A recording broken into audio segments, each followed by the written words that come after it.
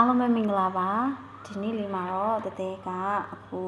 တတဲနောက်ဆုံးဖတ်ဖြစ်နေတဲ့ငယ်ရွယ်တုန်းမှာယူခနေအောင်ကြိုးစားပါဆိုတော့ဆရာတော်တော်မင်းနဲ့ဆရာကုံရှင်ဝါတို့ရဲ့စာအုပ်ကလေးကိုတဲဝယ်ထားပြီးတော့အခုလောလောဆယ်ဖတ်နေပါတယ်ဒီစာအုပ်လေးတွေကမှပေါ့နော်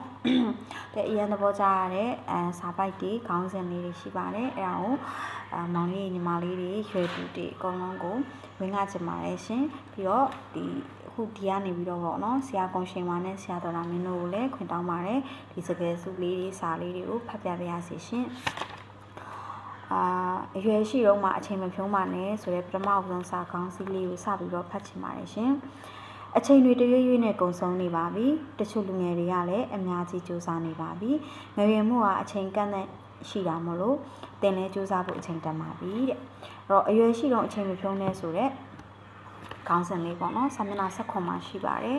အဲ့ခေါင်းစဉ်လေးမှာဆိုရင်တချို့လူငယ်တွေရဲ့ဘဝကိုအားကြပြီးတချို့ကသူတို့လုပ်တယ်လို့မလုပ်နိုင်ခဲ့တဲ့အရာတွေကြောင့်အများကြီးစိတ်ပင်ပန်းနေတော့မှာပဲ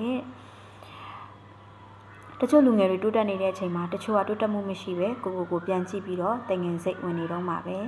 တချို့လူငယ်တွေအပါတရကြိုးစားပျော်ရွှင်နေချိန်မှာအခုထိအနာဂတ်ပြောက်တယ်လို့ခံစားနေရပြီးတော့ဘဝကြီးကို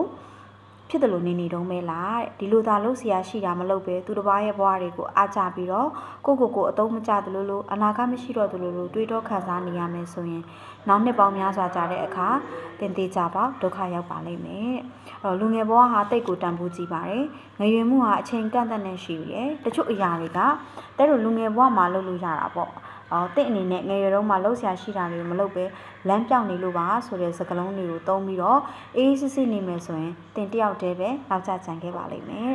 တချို့လူငယ်တွေစူးစမ်းနေကြပြီးတချို့လူငယ်တွေကတင့်လို့အကြောင်းပြချက်တွေမပေးဘဲနဲ့ပညာတွေကို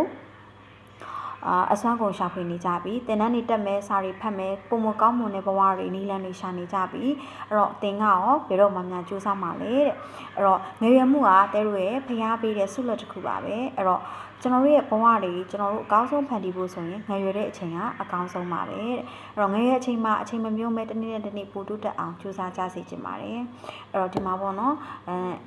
တဲရတော့စာလေးကိုနည်းနည်းခြုံဖတ်လိုက်မယ်ဒီမှာ3မိနစ်ပဲအချိန်ရတာဆိုတော့လေဘလို့အနေထားမှာပဲဖြစ်ဖြစ်စူးစမ်းမှုတွေကိုရပ်တန့်ပစ်လိုက်လို့မရပါဘူးဆက်ပြီးသွားနေရမယ်ဆက်ပြီးတော့စူးစမ်းနေရပါမယ်ပင်ပန်းနေခဲ့တယ်ဆိုရင်တော့မှတဲရရဲ့မိသားစုအတွက်အတိနဲ့ရှေ့ဆက်နေရမှာပဲတဲ့ဒီလုပ်ငန်းလေးအပြင်နောက်ထပ်ဘလို့လုပ်ငန်းတွေထပ်လုပ်လို့ရသည်လဲဆိုတာကိုလည်းအမြဲတမ်းတွေးတောနေရမယ်တဲ့ဒီလ4သိန်းရှာနိုင်မယ်ဆိုရင်နောက်လ5သိန်းရှာအောင်ဘလို့ထပ်ရှာမလဲဆိုတော့ရိုးသားစွာနဲ့အမြဲတမ်းတွေးနေရမယ်တဲ့အဲ့တော့